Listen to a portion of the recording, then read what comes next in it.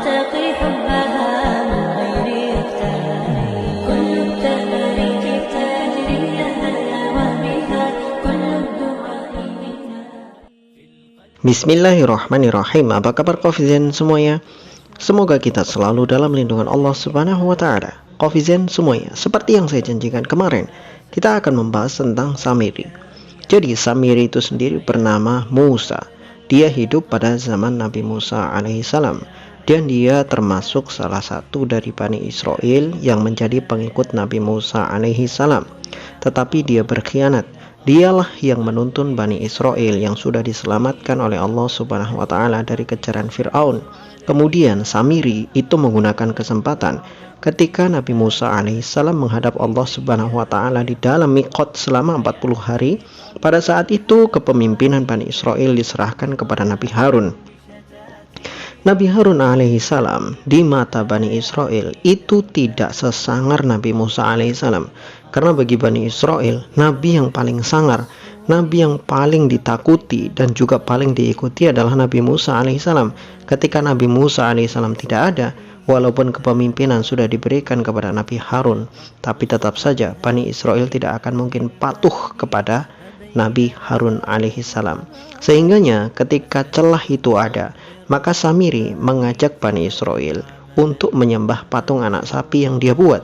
Dan perlu kita fahami bahwa patung anak sapi yang dibuat oleh Samiri yang bisa mengeluarkan suara bukanlah patung gaib, bukanlah patung yang berisi jin. Tidak ada jin di dalamnya. Itu hanyalah trik-triknya Samiri. Dia mengetahui teknik pembuatan berhala-berhala dari bangsa-bangsa sebelumnya, dari orang-orang terdahulu. Maka dia kumpulkan emas-emas yang dimiliki oleh Bani Israel pada saat itu, dicampur dengan besi dan berbagai macam logam.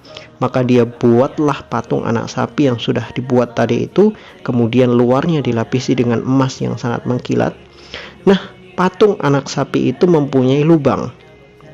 Lubang itu di pantatnya dan juga di mulutnya. Dan ketika lubang itu tertiup angin, maka akan muncul suara-suara seperti raungan, seperti suara-suara seperti panggilan lah, yang membuat Bani Israel menganggap bahwa patung anak sapi itu adalah patung yang sakti dan memiliki keistimewaan. Sehingga ketika Samiri mengajak Bani Israel untuk menyembah patung anak sapi, Bani Israel pun mengikuti apa yang diajak oleh Samiri. Maka ketika Nabi Musa alaihissalam itu turun dari miqat, beliau membawa apa yang sudah Allah Subhanahu wa Ta'ala perintahkan kepada beliau, yaitu 10 perintah dari Allah.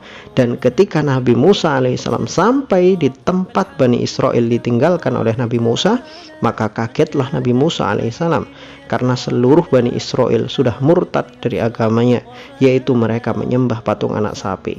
Maka dipanggillah Nabi Harun alaihissalam oleh Nabi Musa, kemudian ditarik jenggotnya Nabi Harun alaihissalam oleh Nabi Musa, kemudian berkata, "Wahai saudaraku, apa yang sudah terjadi dengan Bani Israel?"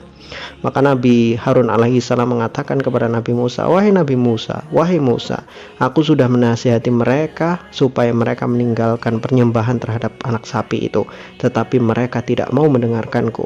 Nah, ada beberapa riwayat yang mengatakan bahwa karena saking kuatnya genggaman Nabi Musa alaihissalam kepada jenggotnya Nabi Harun, maka warna jenggot Nabi Harun itu menjadi belang, sebagian putih, sebagian hitam. Nah, Kofizen semuanya, maka setelah pada saat itu Nabi Musa alaihissalam sangat murka kepada Bani Israel, dan Bani Israel pun saking ketakutan kepada Nabi Musa, maka Nabi Musa memanggil Samiri, dan Samiri diadili oleh Nabi Musa alaihissalam. Pada saat itu Samiri akhirnya diusir oleh Nabi Musa alaihissalam.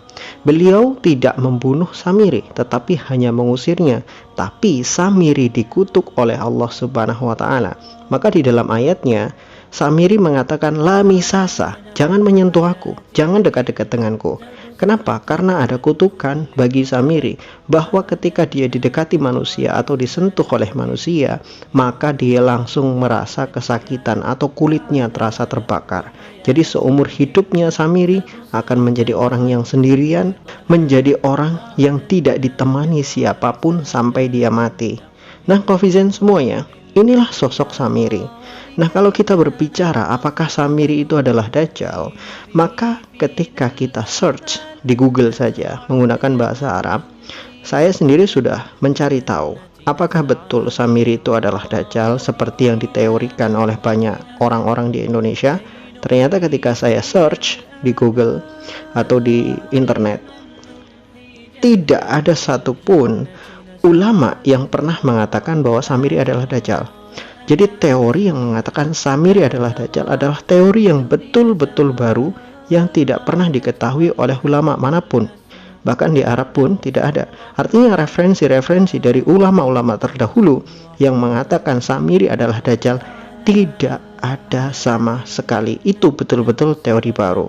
Maka kalau itu adalah teori baru, harus ada pembuktian, baik pembuktian secara riwayat ataupun bukti fisik, bukti real. Tapi masalahnya, untuk mendapatkan bukti real itu tidak akan pernah mungkin.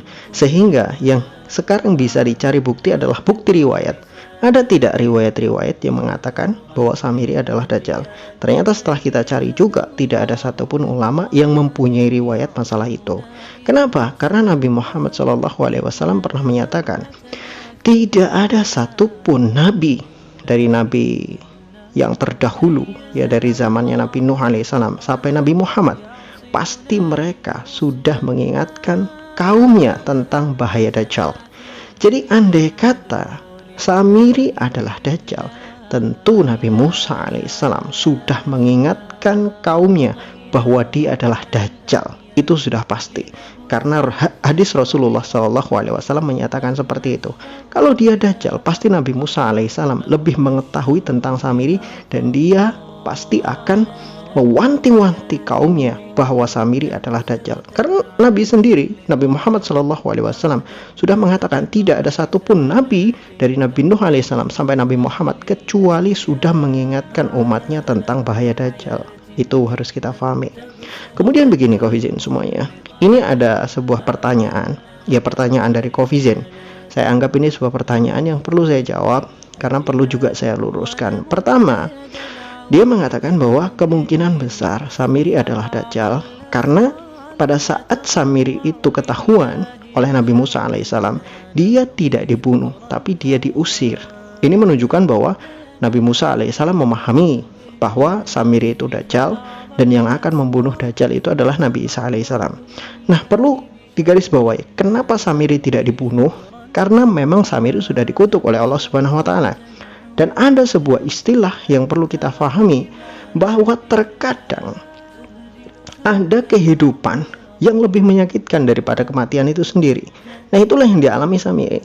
Karena kutukan dari Allah Subhanahu wa taala, dia harus hidup sendiri menyendiri sampai mati dia sendiri. Ketika ada manusia mengajak ngobrol dia, ketika ada manusia dekat dengan dia atau menyentuh dia, dia akan kesakitan, terbakar. Jadi dia hidup sendiri sampai dia mati. Bayangkan, itu lebih menyakitkan daripada kematian itu sendiri. Jadi itu sudah terbantahkan. Kemudian yang kedua, dia mengatakan Yudas itu ketika disalib, pasukan Romawi menusuk matanya yang satu matanya ditusuk sehingga dia buta. Maka kemungkinan dia adalah Dajjal. Begini Coffeezen semuanya, para ulama sudah sepakat bahwa Dajjal itu cacatnya dari lahir, dan cacatnya Dajjal itu sudah satu paket. Pertama, matanya buta sebelah, yang kedua kakinya pengkor, yang ketiga badannya gempal, yang keempat rambutnya keriting, yang kelima dia mandul. Ini sudah satu paket. Kenapa Dajjal satu paket cacatnya? Karena dia itu lahir dari pernikahan sedarah. Lahir dari pernikahan sedarah sudah pasti cacat dari lahir. Itu yang harus kita pahami. Jadi bukan karena ditusuk, tidak, tetapi memang dari lahir dia sudah cacat seperti itu. Itu sudah disepakati oleh para ulama. Karena Rasulullah SAW ketika menyebutkan ciri-ciri Dajjal itu lengkap. Dari matanya yang buta, rambutnya keriting, badannya gempal, kakinya pengkor, dan dia mandul. Itu jelas semuanya. Riwayat-riwayatnya sudah jelas. Jadi bantahan terhadap Yudas, dia matanya ditusuk satu kemudian buta sebelah, itu adalah bukti bahwa Yudas adalah Dajjal. Itu sudah terbantahkan dengan hadis-hadis Nabi Muhammad SAW bahwa Dajjal itu dari lahir itu sudah buta sebelah. Dan itu tidak terjadi pada Samiri ataupun Yudas. Karena Samiri dan Yudas adalah manusia normal, ya manusia normal. Tidak ada satupun riwayat mengatakan bahwa Yudas ataupun Samiri itu mempunyai ciri fisik seperti Dajjal. Jadi itu yang harus kita pahami. Maka saya pribadi mengikuti apa yang sudah dipendapatkan para ulama, sudah dijelaskan para ulama terdahulu, bahwa memang Dajjal itu punya ciri fisik seperti yang sudah dijelaskan oleh Rasulullah SAW. Dan memang tidak ada riwayat yang mengatakan Dajjal adalah Samiri, Dajjal adalah Yudas. Itu tidak ada sama sekali. Dan memang untuk membuktikan hal itu sangat sulit sekali. Jadi teori yang baru itu sangat sulit sekali untuk dibuktikan, karena memang para ulama juga tidak ada yang mengatakan seperti itu. Dan ketika hal-hal seperti itu ditanyakan kepada para ulama saat ini, ulama yang lebih mumpuni ilmunya, ternyata mereka juga memberikan jawaban bahwa tidak ada dasar yang mengatakan bahwa Samiri ataupun Yudas adalah Dajjal. Demikian yang mungkin saya sampaikan. Jadi kalau misalkan kita berkata, apakah kemungkinan ada kemungkinan Samiri atau Yudas adalah Dajjal? Ya, mungkin ada kemungkinan, ya, ada kemungkinan. Tetapi kan kemungkinan itu harus dikembalikan kepada dalil, harus dikembalikan kepada landasan. Kalau memang kita tidak menemukan landasan dan dalilnya, maka kemungkinan itu pun sudah terbantahkan. Wallahu a'lam bishawab. Semoga bermanfaat.